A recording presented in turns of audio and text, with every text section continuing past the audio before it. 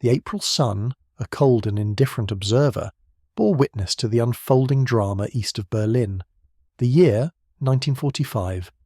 3 Soviet fronts, behemoths of steel and manpower, had slammed into the German lines on the 16th, a hammer blow against the already fractured facade of the Reich. The Oder-Neisse line, once envisioned as an impenetrable barrier, buckled and splintered under the relentless assault. By the 20th, gaping holes yawned in the German defences. Soviet armoured spearheads like ravenous wolves poured through, encircling the beleaguered city, Berlin. North of Küstrin, a critical chink in the armour widened relentlessly, severing the tenuous connection between the 9th Army and the 4th Panzer Army. In a matter of days, the area south of Frankfurt, once securely within German control, fell under the dominion of the Red Army. General Theodor Buss's 9th Army, caught in this relentless tide, was inexorably pushed southward, towards the maw of the closing trap. The implications were stark, terrifying. The Führer's iron grip, his unwavering, often delusional directives, proved to be the 9th Army's undoing. Hitler's insistence on holding every inch of ground, his refusal to countenance even tactical withdrawals, exposed Buss's command to catastrophic encirclement. Colonel General Gotthard Heinrici, commanding Army Group Vistula, a figure of seasoned pragmatism amidst the swirling chaos, recognized the imminent danger. He understood the folly of Hitler's strategy. Ignoring the Führer's explicit orders, Heinrici instructed Busse to pull back, to withdraw westward, to salvage what remained of his force. But time, that most precious of commodities, had already slipped through their fingers. The window of opportunity, once ajar, was now slamming shut. To the north of Berlin, the defence rested precariously on the shoulders of SS Obergruppenführer Felix Steiner's 3rd SS Panzer Corps, a formation desperately under strength, woefully ill-equipped, and utterly exhausted from months of unrelenting combat. Its fighting capacity, its very survival, was now in question. The 20th of April, Hitler's last birthday, was a day of grim irony. While Soviet tanks rumbled ominously on the outskirts of Berlin, threatening to engulf the city in a storm of fire and steel, the Führer made a final, pathetic public appearance. He emerged from the depths of his bunker, a pale and trembling figure, to bestow decorations upon Hitler Youth, boys scarcely old enough to shave, in the garden of the Reich Chancellery, a grotesque parody of hope amidst the encroaching doom. He accepted birthday greetings from the sycophantic Nazi elite at the entrance to the Winter Garden, before retreating once more to his subterranean lair, to the unreal world that he had created for himself. His focus, his obsession, now centred on the relief of Berlin, a task increasingly divorced from reality. The situation had reached a point of critical urgency, a point of no return. By the morning of the 21st, central Berlin was under the relentless pounding of Soviet long-range artillery fire, a constant deafening reminder of the city's impending fate. Hunched over a situation map in his bunker, Hitler, impervious to the crumbling reality outside, issued a series of increasingly desperate orders. Steiner was to launch a counterattack from the northeast, to drive back the Soviet spearheads threatening the city. Simultaneously, Buss's 9th Army to the south was ordered to reorganize, to establish a defensive line stretching from Königs Wusterhausen to Cottbus, and then, with a renewed offensive, to attack Marshal Konev's armoured divisions, to cut them off, to destroy them. On paper, these German armies still possessed a semblance of formidable strength, a ghostly echo of their former glory. But the reality was far grimmer. They were desperately short of supplies, critically low on ammunition, woefully lacking in tanks, and, most devastatingly, depleted of experienced combat personnel. The divisions, bled white by years of relentless fighting, had been hastily refilled with men from disparate sources. Teenagers plucked from schools, convalescing wounded, Luftwaffe ground crews pressed into infantry service, and the shattered remnants of decimated divisions. The resulting amalgam lacked cohesion, lacked training, and above all lacked the will to fight. SS Obergruppenführer Steiner, a soldier of cold, pragmatic realism, informed Hitler in no uncertain terms that his forces were simply too weak, too depleted to undertake such an operation against a foe of such overwhelming strength, a suicide mission, pure and simple. His assessment was dismissed out of hand. Colonel General Heinrici, equally forthright, warned Hitler that, far from attacking, the Ninth Army needed to withdraw immediately to escape the inexorable Soviet encirclement, to avoid utter annihilation. He argued with the unwavering conviction of a man who understood the true state of affairs that, due to the overwhelming Soviet presence between the Ninth Army and Berlin, any attempt to reach the city to bolster its defences was a futile exercise in self-destruction. The only viable option, the only path to survival, was to fall back westward, to attempt to break out. All of this fell on deaf ears, the words of reason lost in the echo chamber of Hitler's delusion. On the 22nd of April, the edifice of Hitler's self-control finally crumbled.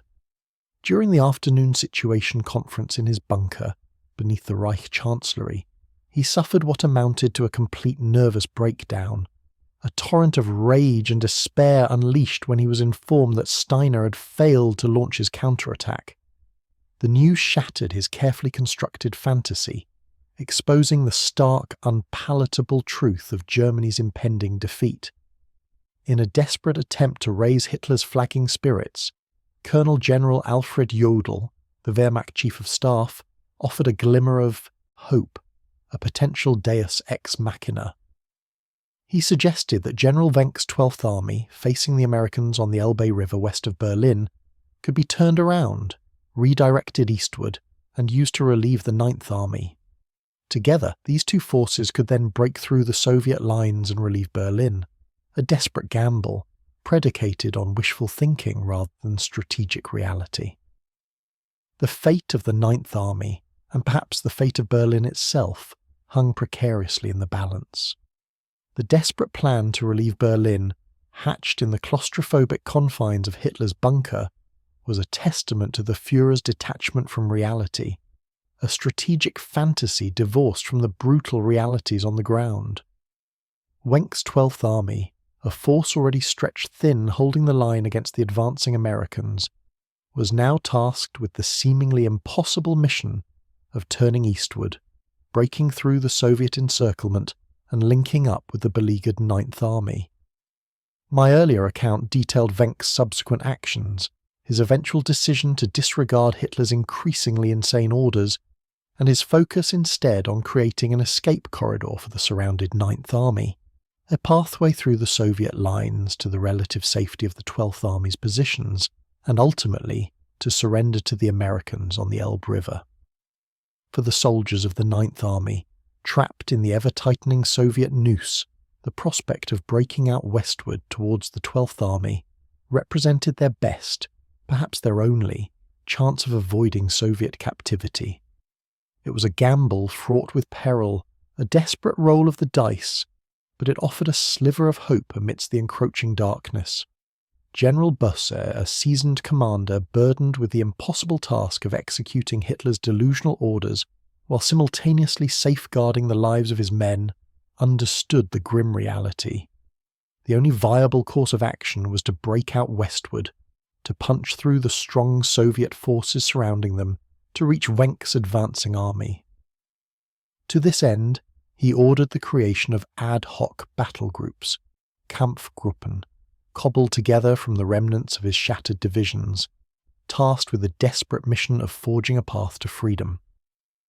At this time, the 9th Army numbered approximately 80,000 men, a disparate collection of soldiers drawn from four main units: the 11th SS Panzer Corps, the 5th SS Mountain Corps, the 5th Corps, and the Frankfurt under Oder garrison.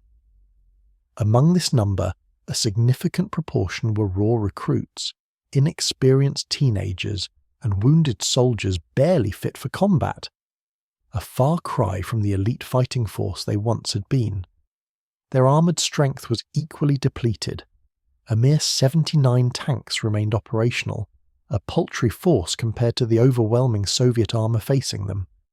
The strongest units within the Ninth Army were the divisions of the 11th SS Panzer Corps, possessing approximately 36 tanks, including 14 of the formidable Tigers, behemoths of steel and firepower, but increasingly vulnerable in the face of superior numbers and air power. The 502nd Heavy SS Panzer Battalion, equipped with these fearsome machines, represented the Ninth Army's last vestige of offensive power. Arrayed against them, the Soviet forces numbered approximately 280,000 men, supported by over 280 tanks and self-propelled guns, a seemingly insurmountable force. In addition, the Soviets possessed overwhelming artillery superiority and complete control of the skies, subjecting the trapped German forces to relentless bombardment. The Ninth Army faced a terrifying choice: to be battered to pieces within its shrinking pocket, or to attempt a desperate breakout westward towards the Americans, a gamble that, at the very least, offered his men some chance of avoiding Soviet captivity.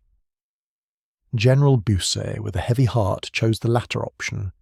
General Wenck's 12th Army launched its attack on the 25th of April, managing to push forward to the town of Baylitz, securing a tenuous foothold in the face of fierce Soviet resistance. However, General Busse's primary problem was that his rear guard was in constant, unrelenting contact with the enemy, making any coordinated withdrawal exceedingly difficult. The Ninth Army would have to fight on two fronts, simultaneously battling the pursuing Soviet forces while attempting to break through the encirclement to the west. As the Ninth Army slowly, agonizingly moved westward, they faced a critical shortage of essential supplies. Food was scarce, ammunition was dwindling, and most critically, fuel was running out for its remaining panzers and vehicles. Busse planned to use his remaining armour to punch through the rear of Marshal Konev's powerful force that was attacking Berlin to create a corridor for the retreating infantry. The artillery had sufficient ammunition for one final barrage. After that, the guns would be spiked, rendered unusable, a symbolic act of defiance in the face of impending defeat. The Ninth Army held positions in a desolate area of lakes and gloomy pine forests southwest of Fürstenwalde, encircled by both Konev's 1st Ukrainian Front and Marshal Zhukov's 1st Belarusian Front, a veritable killing ground. The only viable route for Busse's army was to cross the Berlin-Dresden autobahn south of the lakes at Teupitz, a strategic choke point that the Soviets would undoubtedly defend with ferocity.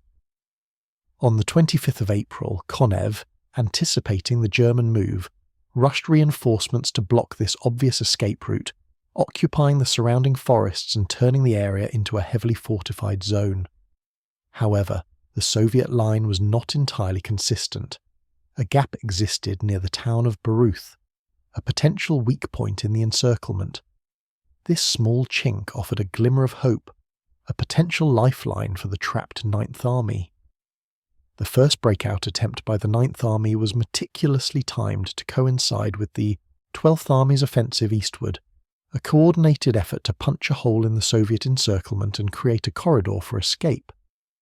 On the evening of the 25th of April, two battle groups cobbled together from the remnants of decimated divisions launched their desperate assault towards the strategically important road junction town of Baruth. Kampfgruppe von Luck, consisting of the survivors of the 21st Panzer Division, now reduced to a handful of Panthers, Panzer IVs and half-tracks, spearheaded the northern attack. Simultaneously, Kampfgruppe Pipkorn, named for the commander of the 35th SS and Police Grenadier Division, launched its assault from the south.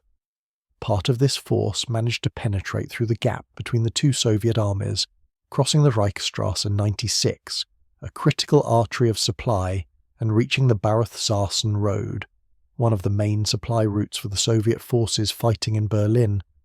This initial breakthrough offered a moment of fleeting hope, a brief respite from the relentless pressure of the Soviet encirclement.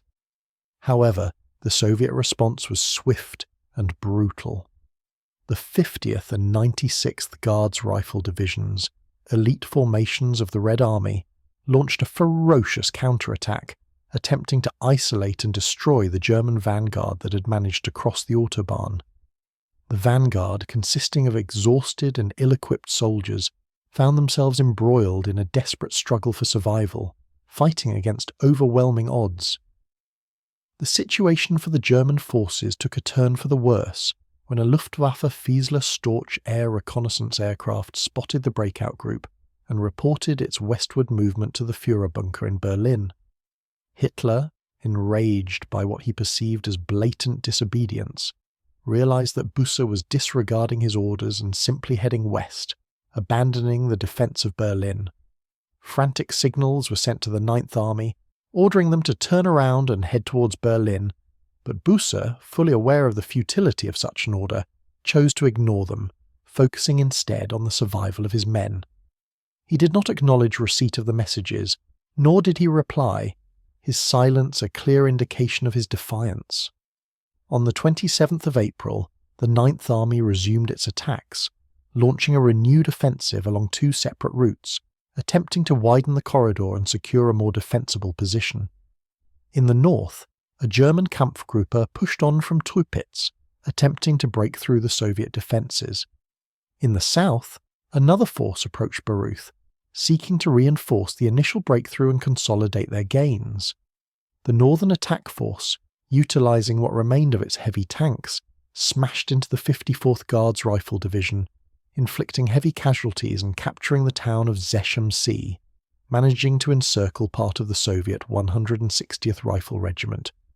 However, the Soviets, despite being surrounded, fought with unwavering determination, holding out against the German onslaught. Simultaneously, the southern thrust encircled the 291st Guards Rifle Regiment in Raidland, but the Soviets, entrenched in the town, held out in desperate street fighting, refusing to surrender until relieved by reinforcements. The Ninth Army suffered extremely heavy losses in these renewed attacks, their ranks further depleted by the relentless fighting. In the meantime, the first Breakout group, which had managed to cross the Autobahn on the 26th of April, reached the forest at Kummersdorf, designated as the main rendezvous point for all escaping Ninth Army groups, a haven of relative safety amidst the surrounding chaos. The forest, a dense and tangled expanse of trees and undergrowth, offered some protection from Soviet artillery and air attacks, but it was also teeming with enemy patrols, making any movement exceedingly dangerous. The night of the 28th of April witnessed another strong German push to break out of the Halbe area, a desperate attempt to reach Kummersdorf and link up with the vanguard. A Kampfgruppe managed to break through the defensive positions of the 50th Guards Rifle Division, but more Soviet reinforcements arrived, constructing fresh defences in the forest, further tightening the noose around the trapped German forces. The Soviets were employing a strategy of attrition, attempting to break the Ninth Army up into small isolated pockets that could be more easily eliminated. Artillery and particularly air attack was relentless and devastating, raining down destruction upon the exhausted and demoralised German troops. Despite the overwhelming odds, despite the constant threat of death and capture, the Germans pressed on, driven by the primal instinct for survival. They were exhausted, often lost, and perpetually hungry, but they continued to fight, fueled by the hope of reaching the American lines and avoiding Soviet captivity. On the 28th and 29th of April, heavy fighting raged at Halbe, as the Soviets sought to crush the remaining German forces holding the town. Thousands died in the brutal fighting, their bodies littering the streets and surrounding countryside. The situation was becoming increasingly desperate. The Ninth Army was on the verge of collapse. By the 29th of April, the Ninth Army's armoured strength had been effectively neutralised. Most of the panzers had been destroyed in combat, or abandoned due to lack of fuel. Their hulks now served as grim monuments to the failed offensive. Long lines of smashed or abandoned German transports and armoured vehicles littered the forest roads, creating a macabre landscape of destruction and despair.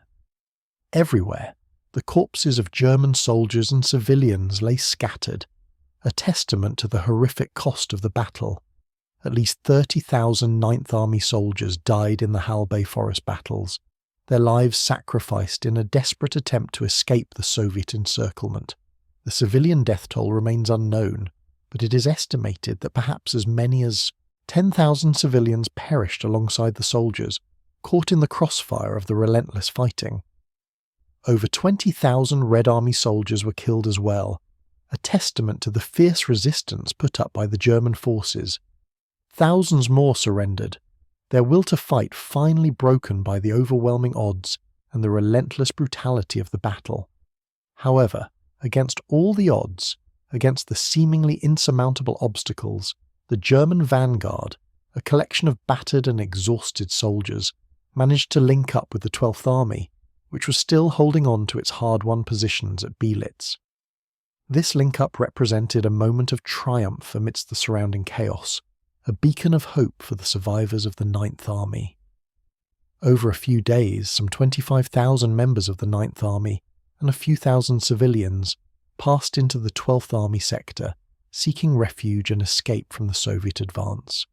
They retreated with the 12th Army towards the Elbe River, the last vestige of German-held territory in the region, hoping to surrender to the Americans and avoid the horrors of Soviet captivity. Among those who reached the relative safety of the 12th Army sector was General Bucer, a man who had shouldered the immense responsibility of commanding the 9th Army during its desperate struggle for survival. He had faced impossible choices, defied direct orders from Hitler, and ultimately succeeded in saving the lives of thousands of his men. He was later taken prisoner by the Americans, but was released in 1948 after a period of interrogation and assessment. He returned to West Germany, where he became the Director of Civil Defense, utilizing his wartime experience to prepare the nation for future emergencies. He also became a prolific author of military history books documenting the events of the Second World War and offering his insights into the complexities of warfare. He died in 1986, at the age of 88, leaving behind a legacy of courage, leadership, and a deep understanding of the human cost of conflict. The Battle of Halbe, a desperate attempt to break out of the Soviet encirclement, stands as a testament to the resilience and determination of the German soldiers caught in the final, agonizing death throes of the Third Reich. It was a battle fought against overwhelming odds, a battle marked by horrific casualties and unspeakable suffering. But it was also a battle that demonstrated the enduring human spirit, the will to survive, even in the face of certain defeat. The survivors of the 9th Army, those who managed to reach the American lines, carried with them the scars of battle, both physical and psychological, but they also carried the